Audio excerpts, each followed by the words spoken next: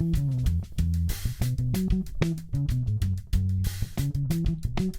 right, what's up, Barra? How you doing, man? Good morning. Good I morning to just you. wanted to show you how quarantine's been going. It's been a little bit of a long week, so I have my mocha, my smoothie, and my water. Oh man, you got a full-blown cafe there. I can't compete. I just have coffee.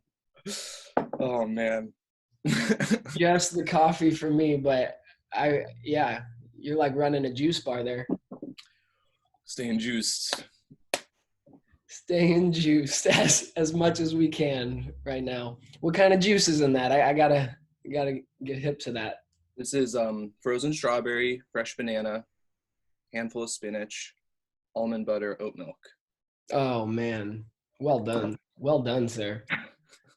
Um, well, man, it's great getting to chat with you and check in with you today, man. As this series has been super fun for me to kind of just operate on a whim, but yeah, just as I've been kind of asking everyone of the homies that's been checking in, just kind of wanted to start off seeing as how quarantine through all this COVID um, outbreak has really affected you in terms of not only just your relationship with music, but just how you're doing on a personal note and how things are with your drumming going on, and in general, just like how the whole spectrum has operated for you under this like weird fucking time.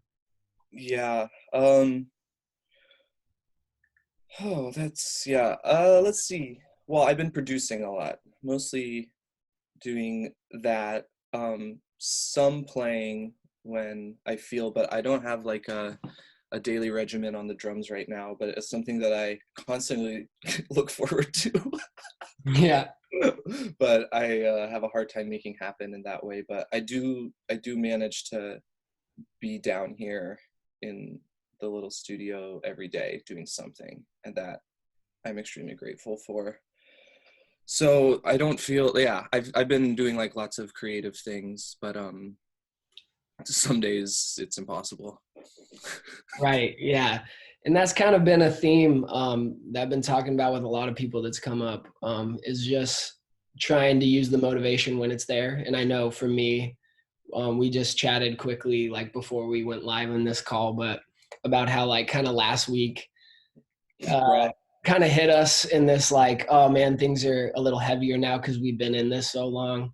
And I was telling you that I try to like really compensate and cope with all of the uncertainty right out of the gate with just like staying busy and really focused and really motivated and determined. But yeah, you had mentioned that last week you kind of hit a wall, and I felt that as well, and just trying to now take any bit of motivation and and what have you, and just use it when it's there. So it's kind of funny, not funny, but it's kind of uh coincidental and not so coincidental. I think that you're kind of seeing the same thing happen to you around the same time. Yeah, we're all feeling that. We're all feeling it, not seeing each other, and Yeah. not feeling each other because it's, yeah, when you're making music in a room and there's 30 other people, there's all kinds of waves touching each other, and they don't touch when it's on the screen, and they touch differently when it's just in the headphones, and so Couldn't agree more.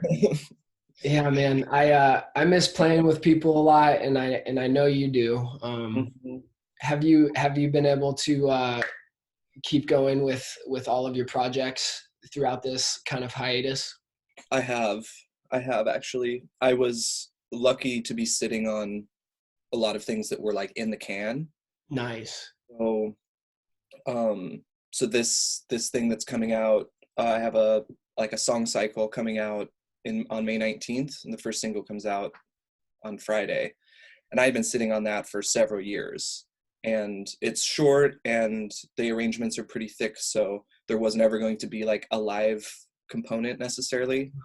So it actually worked, this kind of timing worked out really well because I've been like really protective of releasing it, and it just felt like time. And then That's beautiful. yeah, so it feels good to let go of that. See, I was stoked. I actually hit you up and was like, "Hey man, would you like to do this?" But also like, I see you have some music coming out. Let's make sure we plug that.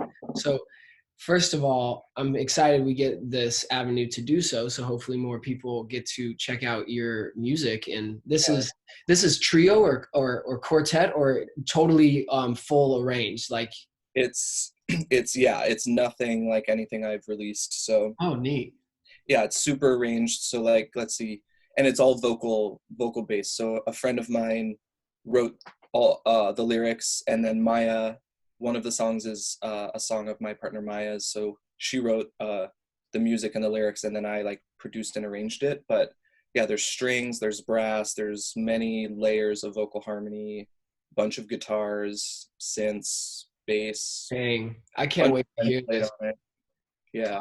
I did not know that the timing wasn't preconceived and that this quarantine kind of gave you an outlet to put that from the back burner to like the forefront. So that's actually like what happened. You were like, oh, I can actually process this material that I've been sitting on and now like kind of put the finishing touches on it.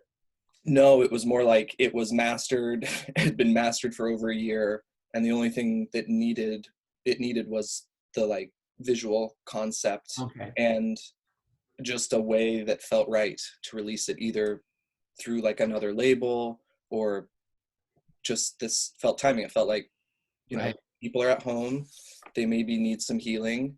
This music was really healing for me to make, and maybe people will listen because they have time. I don't Yeah, know. honestly though, I've wondered the same about a lot of like mainstream artists. I've noticed, I don't know if you have, but just like a ton of music being released in the last month, and I wonder if it just pushed up a lot of people's kind of release dates if they were like wanting to put their albums out in the summer, maybe like they all Right. Like, well, we're not touring, so like yeah, I'm maybe they're waiting to like, well, release we should get this music out for our fans to hear and to heal. Like you just said, it's amazing because people have the bandwidth right now. Like it's hard to put your energy elsewhere because you're kind of forced not to for a lot of reasons. But um, also, yeah, man, good on you for taking this opportunity to package that all together Yeah. and to put it out because I can't wait to hear it. How would we do get to do that? How would we go find your album and buy it and purchase it? Would it be on a Bandcamp or your website or? Just did the Bandcamp this morning. So I think that there's a pre-order link on the Bandcamp now. Um, there's, if you want to get free drum breaks and like get kind of be on my email list for when I release music, there's a landing page in my Instagram. So you click there, you just put your email in, and then it'll give you a Dropbox folder. Amazing. And then it'll be up on Spotify and all those ways. So I'm really easy to find. Barra Brown. I'm really easy to find. Very easy to find. That's your new catch. That's your new catchphrase. Like, well, there's no bullshit, people. I'm easy to find. My name's Barra. Come find me. I'm easy to do that. All right. Well, that's exciting, man. What is the piece of work called one more time? It's called These Souls. These Souls. It's called Don't Wake Me. Well, everyone that's listening or hears this later, the single comes out Friday, so I'm gonna definitely be looking forward to hearing that. Have you been, when you are sitting down to play the drums, right? What has been coming out? Like what are you putting your energy towards, or are you not trying to really think in terms of that? But when you do, like you said, it's not been your priority or like a daily shed routine. But when you do go down and sit down at the kit, what have you been spending your time and energy around the drum set? Totally. Oh, well, yeah, I guess I've been finding that the way that I can trick myself into practicing is either, so what I've been doing a lot of, not just in this quarantine time, but like basically like making things with Alex for Corgi and bass, Mm-hmm. and like recording drums and then chopping them and then learning the chops afterwards. So being like, well, that's like not what I originally played, but it's sourced from an improvisation that I played and I like it and it's really cool. and it's going to take me a sec, and I'd much rather like shed that and Yeah. those things that I know that I really like that aren't quite in my body yet, but I want them to be. It's just more motivating for me to like learn a part that I like for a song that I know that I'm gonna. Yeah. I kind of love how that's like reverse engineering, if you will, like in terms of the practice. And I do that.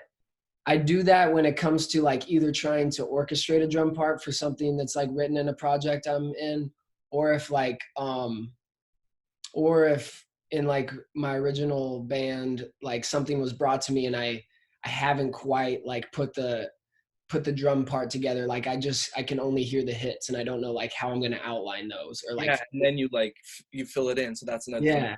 And that's a Alex, really fun way, I think, to develop chops or to develop phrasing in general. And I think, you know, is a fun talking point is like that reverse engineering of being like, okay, I know kind of the roadmap, and now I have to like decide like where to throw everything and how to orchestrate things and how this is going to be phrased. Because and then you're writing and you're composing, and it's like the little details, and I guess like that's more fun. That's always been more fun for me. I've just never, for better or worse, been like a transcription person. yeah, same Done to me, man. several. I've done several, but Mhm. I like more being like, okay, here's like a track, and I can kind of hear a vibe, but I want to write a part that's not that's me, but it's me that I want to be in a month. Mm.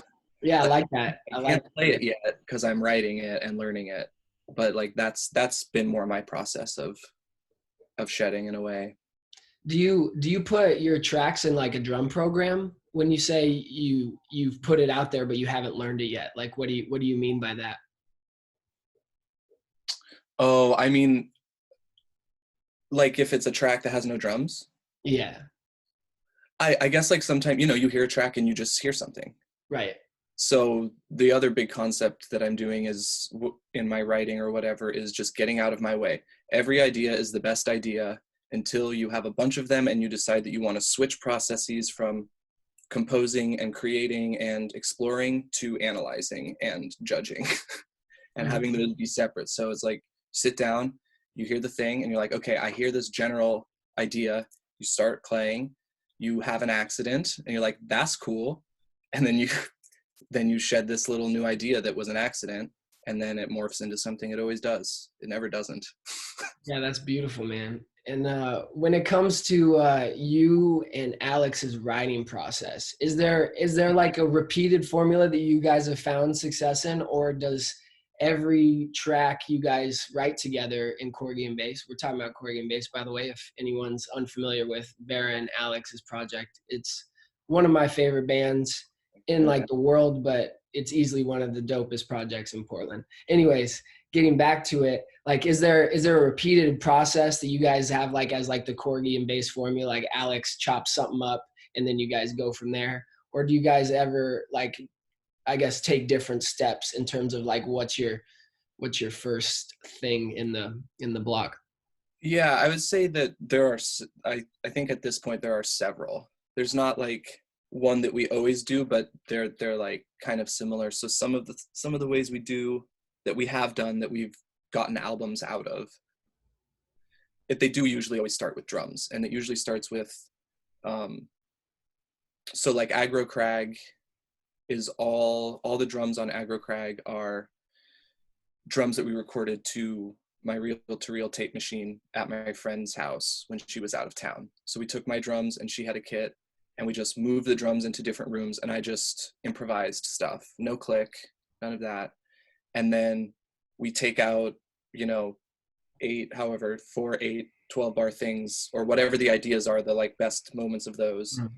And then that's like the start. And then you put it in, you find the closest tempo, you kind of like map it out and you start composing a track. That's one vibe that's been really That's dope. So you're actually chopping up yourself. that's what I'm saying. So you Yeah, chop, but then that's we chop great. me up and then I'm like, oh fuck, now I have to learn that Yeah, chop. because that came out of you just like in the spur of the moment. And Yep. now you have to go back and like learn your own chop. That's kind of a funny way to think about things, but it is a reality, right? Like and improvised music, which I would consider That's Corgi what and bass. everyone's doing, right? We're like Yeah. I learning mean, elements. Corgi and bass, you would say is still heavily improvised, right? When you guys play your stuff live. Yeah. Yeah, cool. So like in improvised music, I mean, things are going to come out of you in the moment that if you tried to like hear that back and replicate at times, maybe it's a lick you play all the time, but in other times, maybe it's just like, whoa, I can't believe that came out of me. And like, I have to learn that. And that's really sweet that you have this process to catch those magical moments, right? Because a lot of people wish they could do that, right? And like kind of materialize those things into some sort of form, which you guys have come up with a way of doing that. So that's really neat.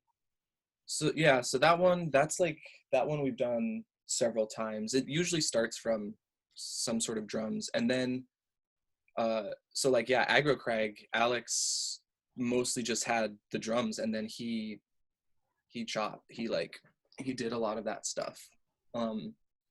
Sometimes we'll like chop drums, we'll make a track, and then we'll re-record the drums because we have a better idea of, you know, than what we want the drums to be. Word. That's been another one. And then with Remote, which we made with Cyrus, he sent us from New Orleans, he sent us just trumpet loops, just ideas and phrases, and we made that whole album with him living there and us here, from just starting from trumpet chops. Yeah, I mean, that just kind of shows you all the different paths you can take to get to the same finish line. It's how it sounds at the end. Yeah, it's all about in the middle. right, right. And there's all these weird ways to establish.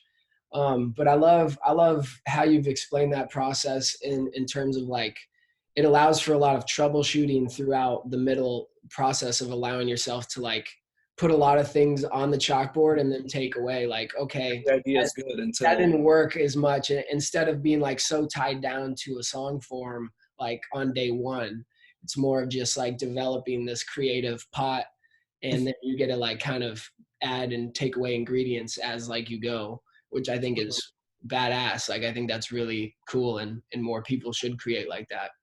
Yeah, it's been honestly, and I learned that from Alex. Like I learned that from just like being in process with Alex, and maybe, I don't know, I guess I haven't talked to him specifically. Maybe that's a thing that we're learning from each other, but it does have it, the idea is just like, don't judge the idea until you have a bunch of them.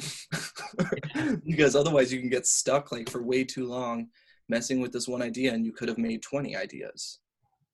Yeah, that's beautiful, man. That's beautifully put, and I couldn't agree more.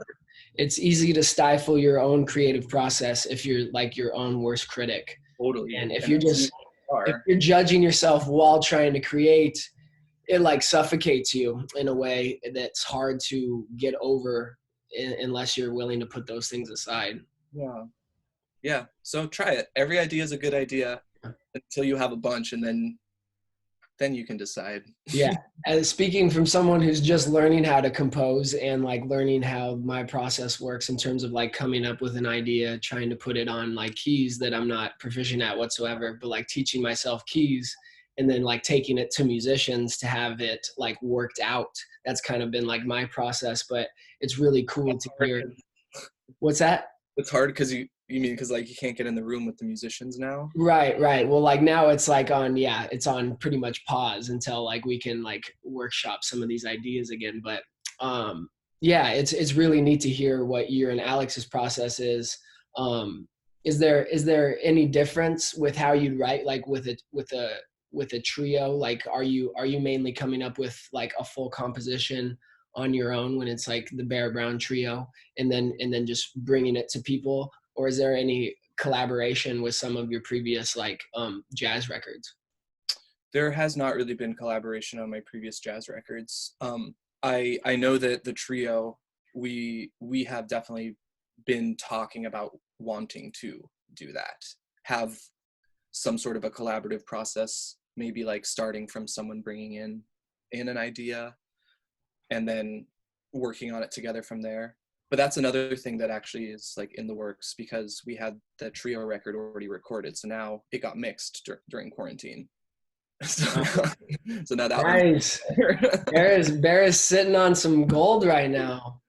He's about to put it out for all of us to enjoy. But yeah, accordion bass has been the most collaborative experience that I've had. But in my like producing, I want to be co-writing and producing. Like that's the most fun, where it's like you bring in, or I work with someone who's like music I like, that I want to work with, and that I think like my ear could add something to. Right. And then like doing something that's really tied in together like that. So it's like everyone's kind of like doing this with each other. I love that. Are you trying to just expand now from not just having like accordion bass be an outlet for that, but like your producer chops just in general, working with other artists and collaborating in that sense? Yeah. So like these Souls that's coming out, that's pre-accordion bass. So like that was actually my first time sitting down and being like, I think I want to be a producer. I need to like be able to play all these instruments and write all these parts. And if I can't play the parts, I need to know the right people to play the parts. I think that's like, in my mind, a huge part of like what a producer is like, do you know enough people that can get the job done if you can't do it? And not like someone who can play the instrument, like, no, someone who lives in this vibe. Right. Yeah. That's what I was going to say. I didn't want to interrupt, but like finding the single person that kind of like best emulates what you're hearing. Right. Mm-hmm.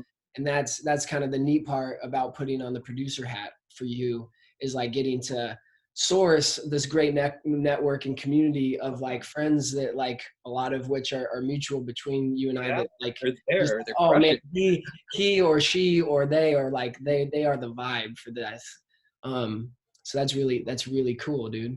And so after doing that and then doing like all of these accordion bass records, now I'm like, okay, now I feel comfortable like saying that this is a thing I do. So wanting to work with more vocalists. So I'm working on a track of Lily's right now, actually.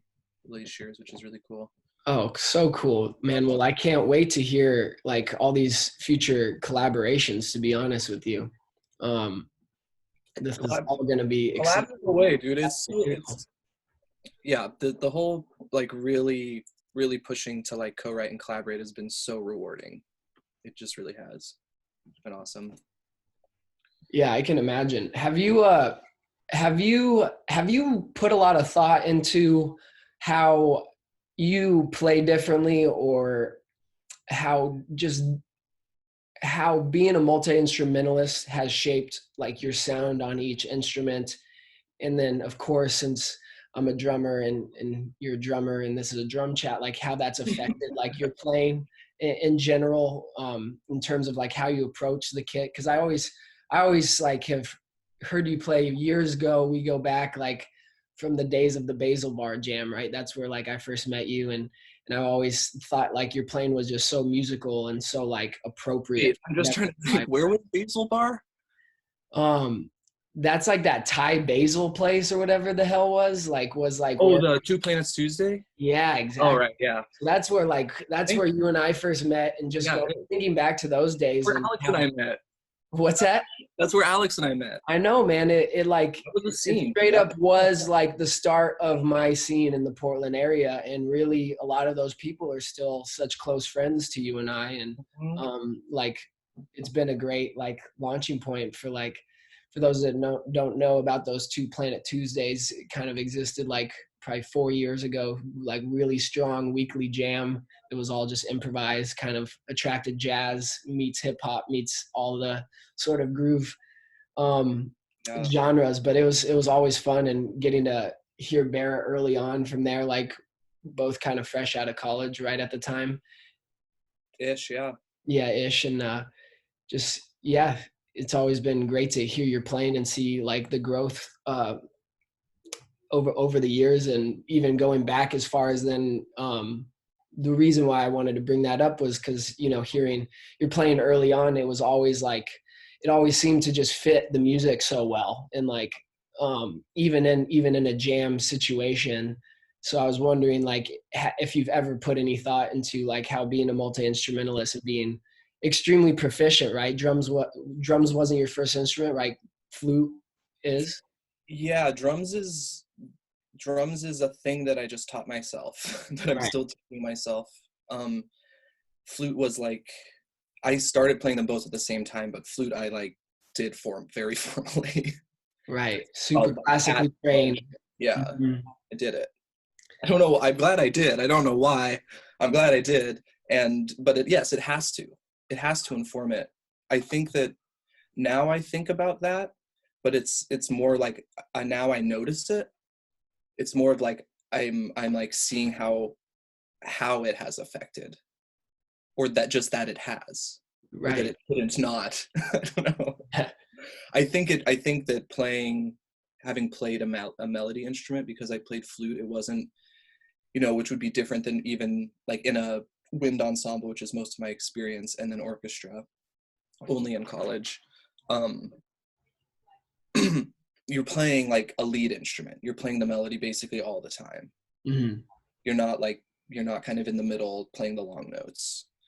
So to me, that has to be important to playing the drums, because I would say that when I sit down to play the drums with the track or whatever is happening, I definitely am being like, this is a melody. The bass line should be a melody, the melody should be a melody, and the drum part should be a melody. Yeah, yeah, and whether Why not? you're playing things in unison or choosing to play off of them is always like our drumming decision, right? Like that's what a lot of other instrumentalists don't get as much freedom as, say, maybe a pianist or a drummer in an improvised sense, because we have to be both the rhythm section and a counter conversation and emphasizing unison hits and all throughout, sprinkling in um, little tidbits like throughout to add to the conversation. But I like the way you put that. Do you think you hear things and are able to phrase them in a way that you think is the most like musically compatible because of like your previous training on other instruments?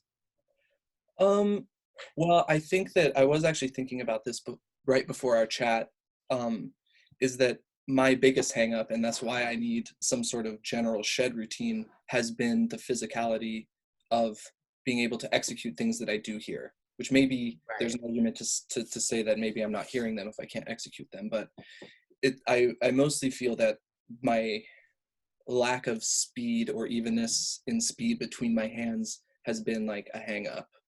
But um I don't fully remember what the question was.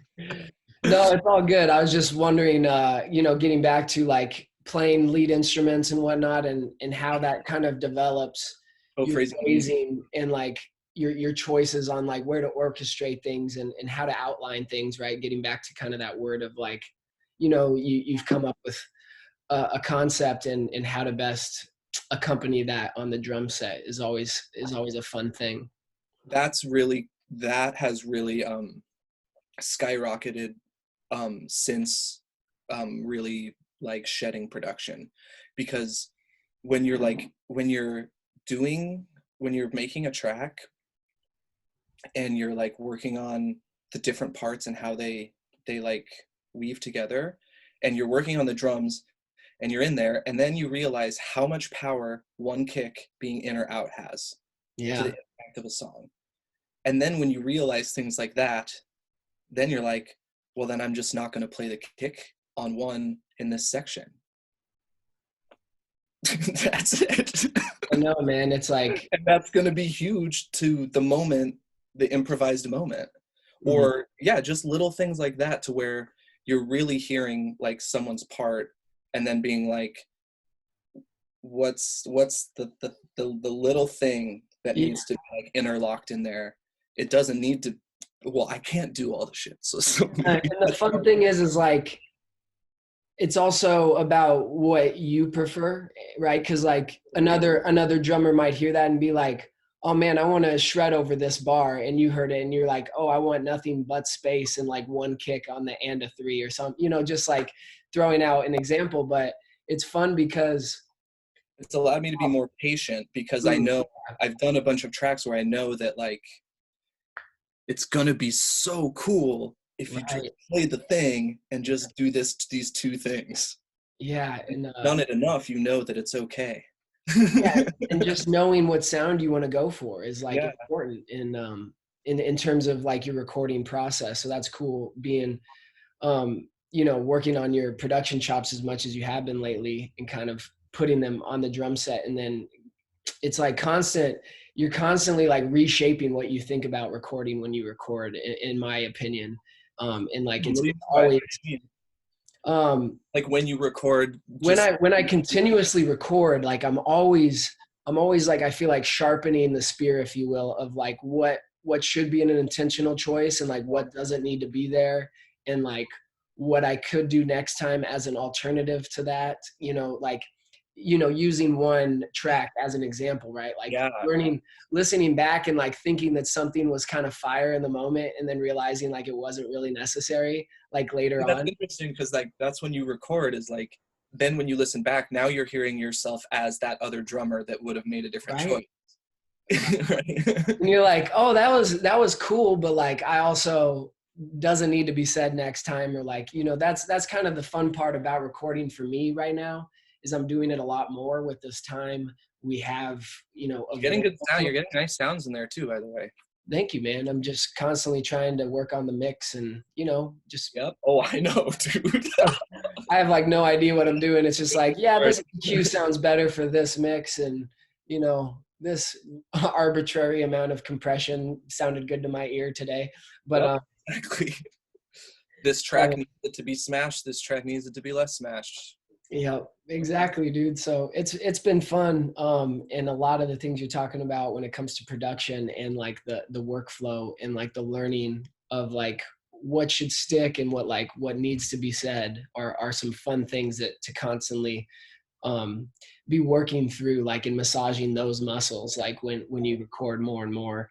And so this opportunity has given me a chance to like really look in and be like, okay, like I can see what I wanted to do there, and like next time I'll try to even be more intentional about that, and or more relaxed, or like just give in a little bit more to whatever that moment was. So that's Yeah, that's nice. I would say that I think that musicality for me has been through all of the instruments that I've spent a lot of time on has always been like a thing that I feel that I'm good at. Like I was very good at flute, but I was never going to like be able to do the type of work to be like in an orchestra or be a soloist. And I'm not a soloist on the drums. Like I can't chop like that. But I'm a really good musician, or I can be a really good musician and work at those things that I have that transcend any instrument. Like those ideas, like playing dynamics and having different tone colors, and like shape, like knowing about form and being yeah. able to shape and build. That's every instrument. No doubt, man. And what you just said, I couldn't agree with more in terms of um, your level of musicality, right? I think that's like always been your strong suit. And, you know, all of us wish we had more chops to be able to say what we physically, right? And I guess that's kind of been a constant theme on like talking to drummers throughout this time too, is like trying to always play what we hear. And that's like my philosophy on the drums in general is each time I sit down trying more and more to only play what I hear, and that's it. Mhm. and, Not like play and with ego or like things like yeah, that. That's exactly, like, and that's hard. easier said than done. But also, if I'm playing music with the right intention, like that's all it would ever be to me. But it's easy when you're like Eric Harland level chops to like There's so much freedom in that. go Like, about that level of freedom and like that level of expressiveness, and only have this free flowing like meditative trance of when you're playing, and like only playing ever what you hear. And that's like my goal would be to eventually one day have that level of fluidity where it's just like a train of thought. And so that's been something I've been working on throughout this quarantine, honestly, is just like How are you doing? getting out of like, I always have like an exercise routine or like warm up, right? But like once I do that, whether it's like practicing to a track that I'm going to record on that day, or if sometimes I've just been giving myself like 10 minutes of time to just try to speak freely in like a meditative sense and like really focus on the things that I heard. And like, if an idea didn't come out that I was trying to execute in the moment, Just go and try to, or yeah, I'm what just trying to like go back and like reshape what that would have sounded like had I like put it out the way I wanted it to. And so for me, that's been like, kind like of a free, until it yeah, it's been like a free form level of practice for me in this like last month, which I've enjoyed. And not that I don't typically do those things anyways, but not having to learn like, you know, way too much music to like get ready for gigs and like rehearsals that like on any given week has given me more time to do that. So I'm hoping like I really just can't wait to fucking like play with players again, man. Like, you know, like I like look forward to that, like that first hit, seeing like, you know, like how much I've adapted these things that I've been working on, and maybe they don't come out like I want to that first gig, but like that's always like a constant growth area for me, is like working towards that path of only ever like playing what I hear and only being intentional about like my ideas. And yeah, that's been like a fun part for me in this quarantine process, is try to get in those meditative, super intentional like headspaces to just play whatever it is that I want to, that I'm hearing. yeah I have done a similar thing a couple of times, and that's like just really trying to just feel what the sticks feel like in my hand, like a kind of mindfulness practice. And then just like not even like just bullshitting like really, but just trying to feel what it's like if the sticks are bouncing, Yeah, you know, and just like, whoa, I don't have to do shit. Like the less shit I do, the more these bounce. I know, man. It's crazy. It's cool. Yeah, and it's like getting to that practice of like of mindfulness is always, you know, the proper headspace that you want to get to in order to play at like your optimal level. And like getting out of your own way is part of that, I think. But that's certainly like what I've been trying to work on myself. So it's cool to kind of hear how your process has been with that. And in terms of like trying to get the physicality to pull off some of those things, obviously like that's a little bit more for me, at least, about like the shedding. Like when I don't shed or like stay to my like metronome and exercise checkpoints, then I feel like some drop off in that, where even if I'm in a great headspace musically, I might not have the facility on that given day to pull off that particular chop if it was like, you know, a difficult thing to say in the moment. Yeah, it's interesting.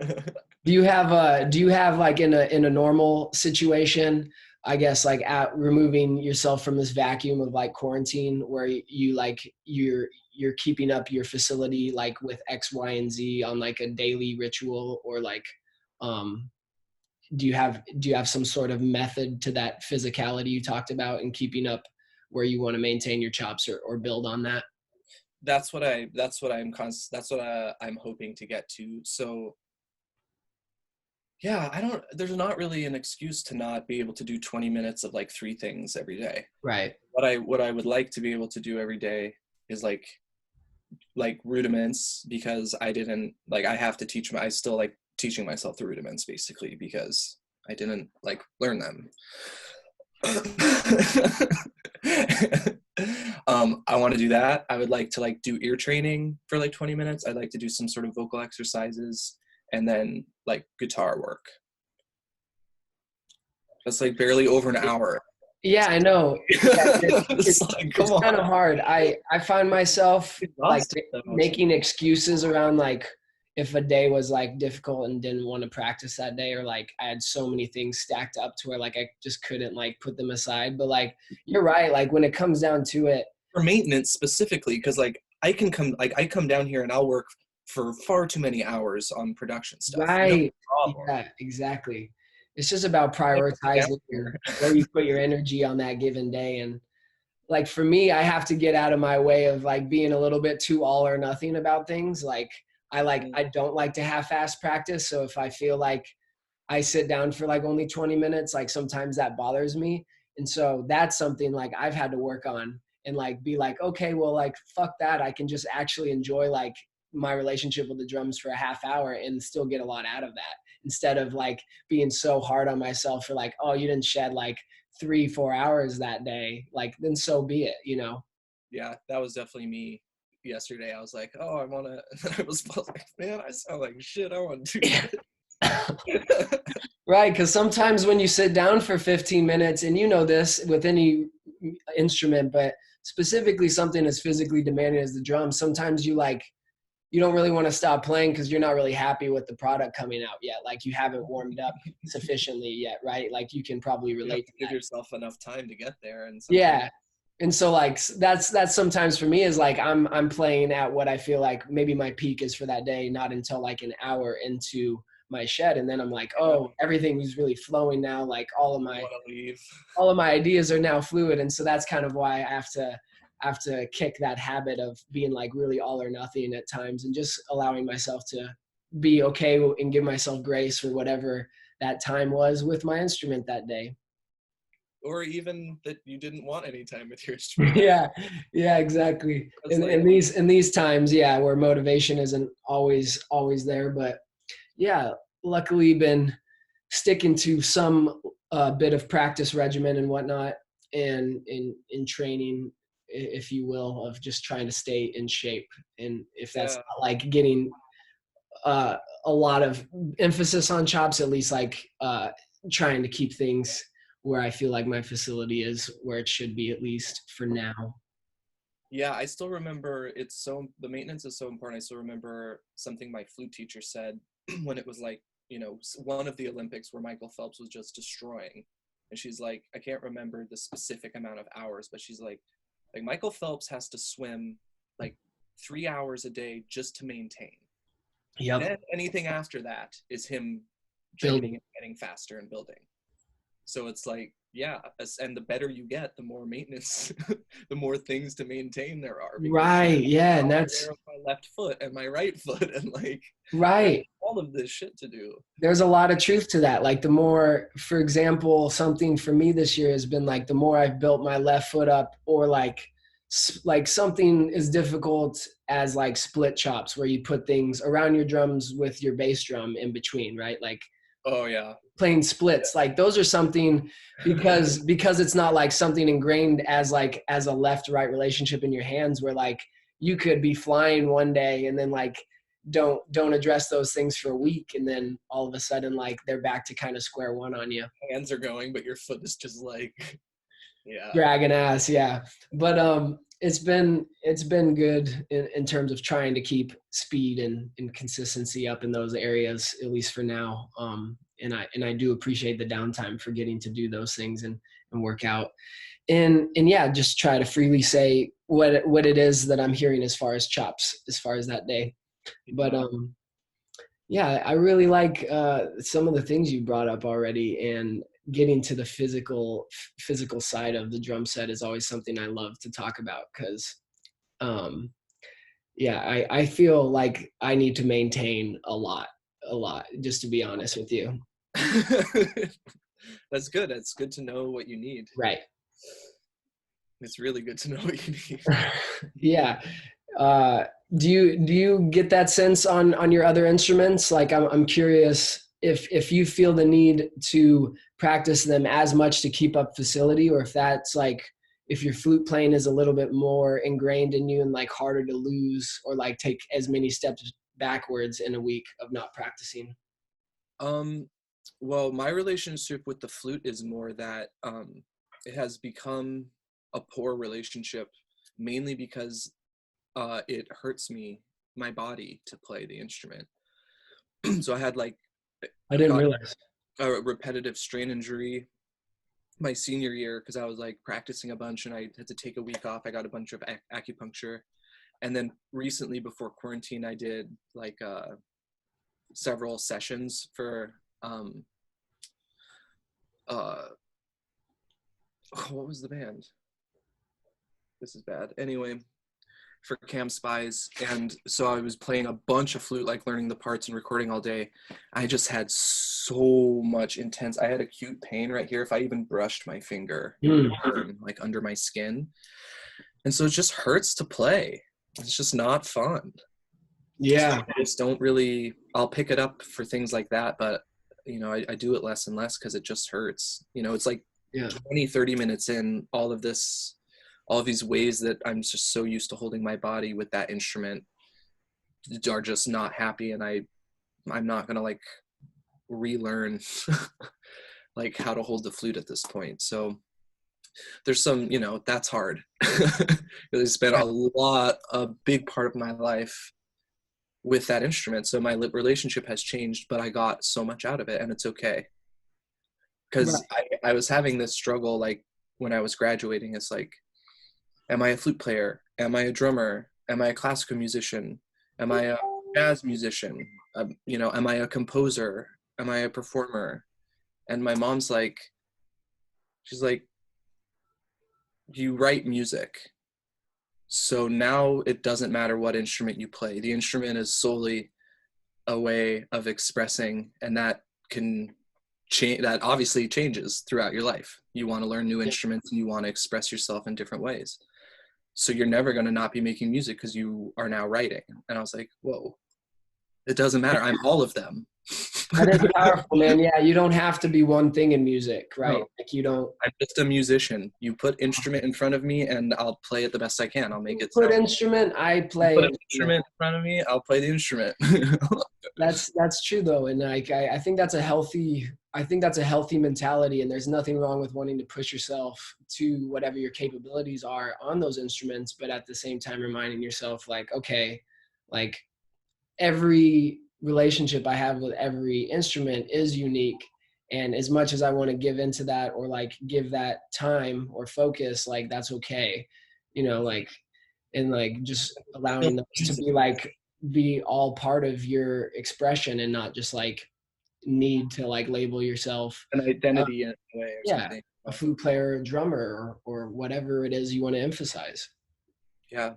So that was like a really huge moment for me. And I see it come up in these ways where it's like, oh, it's coming up with the flute because it hurts, but I can be okay with that because I, you know, I'm doing this over here and I have this and it's all music. It's still music. It's still the creative process and it's still the pleasure you get from getting better.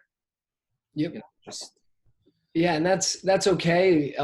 You know, having dealt with a lot of arm pain and stuff throughout drumming, it's like getting yourself right and in a frame of mind where you look forward to playing that thing again is better than like forcing the issue, I think. And that you physically can, that you're taking care of yourself. Mm-hmm. Yeah, like I want to play the long game. I'm not trying to be done playing in a couple years. Yeah, you don't want to think too short-sighted in terms of like, oh, I just need to like keep flute chops up like best of my ability. That way, like, you know, when so-and-so comes, the gig that I'm not trying to get arrives. Yeah, exactly. I'm not trying to get that gig. Right. So it's good to be thinking about those things and be self-aware, right? It's really comes down to like what you want to get out of music. And I like your mentality, man, about like you are all those pieces and they all kind of have a sum of parts for how you express yourself. And just knowing what your body requires of you to kind of keep things up. So if you have a flute like session coming up, then you know, okay, like I need to pick this thing up this week and like kind of brush it off. It's the embouchure is really where the tiny little lip muscles be like, oh my god, my mouth. Those tiny lip muscles, I tell you. Lip muscles, they get sore after a while. Yeah. Well, man, that's a lot. How long have you been playing guitar, Barra? I took a semester of guitar with Dan Ballmer at Lewis and Clark when I was there, and that's kind of when I started playing. But I mostly write, and then kind of like I've been learning like a bunch of Elliott Smith songs. But so I I like don't really like know my scales and shit. There's just so much stuff to do, but I write at it a lot. And what I like about the guitar is that I don't know those things. So it's like if I look at the piano, I know what certain shapes do and ways that they're supposed to move, and in certain ways on guitar as well. But you could put the guitar in like a different tuning and then explore, and I find things that I like, and then I'll figure out what I'll stack the chord later. Yeah. I mean, I like the visual. I still like the visual because I'm a very visual learner, and that's always been hard on flute, is that learning tunes is so fucking hard for some reason because I can't see the things that I'm pressing. oh I can man, learn tunes on all the other instruments, no problem. I can yeah, your memorize. hands are hidden, huh? From eyesight, right? I can't do it. It's really hard. Yeah, I can imagine, man. And yeah, I think I would consider myself a visual learner as well, and that's the only reason why I really want to like get better at piano and learn composition from that standpoint, is I feel like it's very self-explanatory if you know anything about music theory whatsoever. Like you can continue to teach yourself on that, whereas like a guitar fret, you can't really like learn those things on your own unless you have someone showing you the ropes on like how to interpret this fret. Well, and because it's like guitar strings, it's like there's a C here, a C here, and a C here, and they're all the same octave. Yeah, pisses me off, right? No one needs that shit. So like that shit gets a little confusing. Yeah, I like it in a clear order. I can see everything laid out in front of me. So that's been my best method. Not to mention, I love how, things are shaped on a piano and how music is interpreted through that voice. But yeah, that's been my choice in terms of getting a knack for this. Obviously have nowhere near like composition chops and theory knowledge as someone like you that comes from a music and classical and notated background, but it's been fun to like just put down ideas and have a keyboard to like interpret those things on to then workshop later. Yeah. Did you do where did you go to school? University of Portland. And I wasn't a full-time music student, but I got a music minor and was in all the ensembles and was studying jazz drumming like the whole time throughout. So I tell people I was kind of like a music focused kid, but I didn't like get the major degree where I would go through like all those theory and oral skill classes and whatnot, like a typical music student would. What was your major? Business. I was a marketing major and yeah, got a couple minors in music and entrepreneurship and whatnot. So I think all of that still comes into play with my like self-employment, like looking for opportunities and using those different like business sides of my brain. So I'm glad I learned all that, but there's definitely times where I'm like, man, I wish I would have like learned more piano in college and like been a little bit more proficient to where I wouldn't have to work so hard and like to build one chord and be like, I like the way that one chord sounds. Now let's try to find like 8 others that work. Now, where does that one go? Yeah. Yeah. So that's one of my favorite things to do on piano is find 3 voices and you can spread them out and then just move one voice. And that's going to be like such a different vibe and it's cool. It's like, it's a nice way. I agree. I do that almost anytime I find a chord I like, is I try to mess with some of the inversions and stuff as like, just like a way to teach myself like, okay, I think I like this one best, but like what happens when I move that down an octave, like tweak these things. And then how does that sound? Like what makes that different? So yeah, I like things in terms of like ways I can understand them. And like a lot of like theory talk, I don't get at all. But like when it comes to like scale degrees and like just notes, I get that shit. Like I understand what this interval is. So I know like what that voicing sounds like because of those intervals. That's way more useful, honestly. Yeah, it's like kind of learning music backwards, but it's been kind of the way that's easiest for me to like put to use. But that's how I'm learning. That's how I'm shedding drums. So there you go. Yeah. Reverse engineering, man. It's the way to cheat code. If you know anything about music, just cheat coding it. But it's like, I mean, that's what I was saying about guitar. And I try to do this. I feel like I haven't been at the piano in forever, but is like, you can be like, this chord goes to this chord and this is the reason that it goes, and that's great to know, but really it's like, this is a vibe and it's going to go to another vibe. It's a sound, and it's going to go to another sound. And yeah, if you know a bunch of stuff and you sit at piano and you can move your hands, like that's great, it's going to be a lot quicker. But like, right, that's pretty much how I write music. It's like, I like that sound. Nope, that one's not really great. yeah, Not quite like that, but it's a lot of that. right, yeah. And exploring. I mean, for me, I know like a lot of rules when it comes to drumming, right? Because I come from like learning my rudiments and like knowing how to connect things. And like, it doesn't mean that someone that doesn't know those rules per se, like wouldn't get to those same conclusions. It just means like they didn't have like those assumptions or expectations in their head previously. So they just like had to come up with a different formula to like find those answers. And for me, that's what I feel like I'm doing when it comes to the keyboard. Or yeah. Like I come to things like even music, like 10 years after everybody, they're like, dude, I told you about that. I was like, man, I wasn't ready. Yeah, I wasn't listening. Word. Yeah, that's kind of funny. So I'm just kind of trying to piecemeal things together a little bit each time I sit down and make another and come to another conclusion on myself and just be like, okay, I like the way that sounded and I'm trying to learn why that is. So yeah. And yeah, it's been fun. So I always appreciate people, you know, with your songwriting ability that are so proficient on the drums, in addition to, so that you have this well-oiled machine in terms of my perception of like how to craft songs and compose. And I definitely am striving to be able to do that at a quicker, more efficient, you know, rate these days. It's just hours. That's yeah. Like, yeah, the other thing too, I kind of wonder if I still do this, is like realizing, and it's that same kind of like, every idea is kind of good until is like, just write a bunch of songs. Like don't let them be too precious at the beginning, because you just have to write a bunch. Mm-hmm. Yeah. It's like, think about the first drum groove that you like came to on your own, and think about a drum groove that you could write now. It's right. Like just hours, and you wouldn't want maybe everyone to be hearing your first drum groove that you wrote at this point. Yeah, I wouldn't want to hear that at all, Barra. What? I wouldn't want to hear it at all.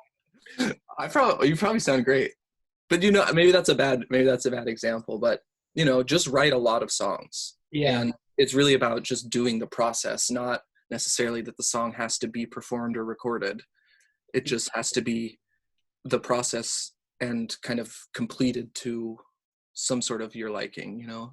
Right, yeah. And then when you have 20, you're like, oh, well, these 5 are crushing. Mm-hmm. So. Yeah. I mean, that's great advice, man. And something I'm trying to slowly put into action, but just kind of like you said, reminding yourself that like 20 minutes a day is very achievable is something I've tried to now put into focus. Piano. And there was like with quarantine, man, and like when I started recording, I didn't touch the keyboard for like 3.5 straight weeks. And then I went back to and was like, oh, I have to relearn all of this, and like fuck everything. Because you weren't like maintaining those. Yeah, everything feels janky as hell because I'm not good at that instrument at all. You know, like I can play scales very slowly, you know, like level up. So it's amazing. You know, to spend lifetimes at people spend like a lifetime at just one of them. Right. Yeah. So I don't go hard on myself when it comes to my piano facility, because that's not really my end goal whatsoever. All I want to do is use it as a tool to write on. And so with that in mind, it's been fun just being patient with myself, but then taking little anecdotes from each time I sit down at the keys. Yeah. And it can be slow because like we were saying, it's like, it really is like the process somewhat enjoyable, and does it sound good at the end? Like, and it's not going to be you playing the piano at the end anyway. Yep. So like, who cares how long it took you to get the chord, the harmonic sequence? Exactly. Yep. No one knows. No one Now. knows my secret. Now you do. Now you do, everyone. Yeah. But dude, so what do you feel like you're most looking forward to when we unquarantine ourselves in terms of a musical context? Like, is it back to booking shows? Is it putting any of these things together in a live setting, or is it just? Yeah. I don't really know, because it's like I just don't even know what we're going to be going back to. Exactly. I hope to keep finding a way for us to foster our community, because I really do feel like we are on an upswing, like, and you can still see it even in quarantine. Like, I was kind of like, we have our class is special, like this kind of little moment, I think, in the Portland music scene is really things were on an upswing, and I think that deserves to be seen through. Yeah, I don't know how it looks, but finding a way. What I think might be cool is that it goes back to a house show scene for a while, because like when I was in college, like we couldn't go out, we weren't old enough, but like it was all house shows. Like that was the vibe, and that's so unique to Portland because there's so many houses, and houses have basements. Mm-hmm. So I feel like there are opportunities there, because that's going to be a more immediate option for live performing than maybe venue stuff. Right. Yeah, whenever it's deemed like safe to have public gatherings, it could be a little bit of a delay, which is, I think, all of our concern, is the uncertainty on like what that delay looks like for us when everyone else is kind of like able to safely go back to work. Maybe, not to be negative or pessimistic, but maybe that means we're not quite able to yet. Totally. And so I've put a lot of thought into that. Like, I have this backyard deck that I want to throw some like summer shows if it's safe to by then. And like, I think that would be really fun outlet to like, if I can't book at so-and-so venue this month, or maybe for a couple months, then like, if it's seen as okay, and like, not being stupid or reckless, but if it's seen as okay by then, maybe trying to throw some stuff together for that. So definitely with you there, man. That would be fun. Just getting the community together in any way would be brilliant after all this, like you and I talked about at the beginning. But yeah, just missing that sense of community, that network that we're just so strongly tied to in this city. A lot of each other, like physically in a space. Yeah, a lot of wonderful people in this scene that I miss a lot and miss getting to see on a regular. I do have this like little like vision of like walking into, I guess in my mind it's the 1905 for like the first time, and just like hearing the sounds and feeling the energy, and I just like, it's just overwhelming to imagine. Yeah, I think I'm just gonna start crying. Over a month, dude. I'm definitely gonna cry. I know, like I get emotional thinking about like going to one show, like just hearing like anything come out of amplified instruments. I'm like, it honestly like makes me emotional thinking about just like going back to that experience. Yeah, it's something like, whether or not you took it for granted, and I certainly did, the access to shows, not like playing with people that are special to me. I would never take that for granted. Of like, I don't want to go out. I've been out 4 times. Yeah, like, it's like, oh man, I can't, please, everyone that's a friend, post the fuck out of your shows when this returns, because I will try to my best, if I'm free, to make them. But yeah, man, do you have corgi stuff lined up in the summer that you're now uncertain about? The only thing, I think we have something in November. I don't imagine I personally have accepted that we will be quarantined at least until the fall. Mm-hmm. So we have something at Doug Fir, an offer at Doug Fir in November. So okay.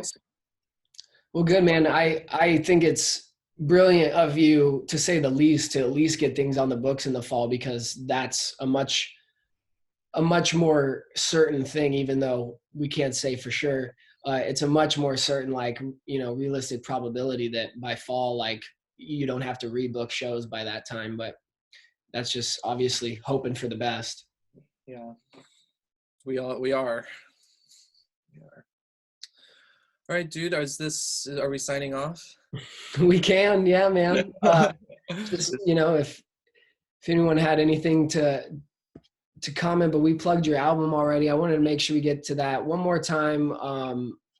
Also, if you want to throw a link in this thread in the comment section, Barra, that might be easy if people just had something to click on directly here. In this Zoom chat? In the live Facebook portal on my Facebook page would be this video still up. But afterwards, if you want to throw a link in the comments, that way people that are even too lazy to go visit your Instagram and click on that link can then maybe get to your album that's, the singles coming out again this Friday. I'm excited to hear that, dude. Yes, I am. I'm so stoked to release that. Okay, I'm popping links in. Pop them. Pop them links. Pop them links. Oh, you did. You threw them in. Well, brilliant, man. I'm glad. Shabambi. I'm glad we got to touch base, dude. It's really good to hear from awesome. you. Thank you for having me. It was nice to connect with you. It really is, dude. Yeah. And just hope you and Maya and everything in your household continues to be well, man. Same for you. Yeah. Yeah, good luck on the releases. I'm sure it'll be super well received for those that get to check that out. But yeah, man, much love, and I hope to see you in person as soon as possible. Be well. All right, my guy. Talk soon.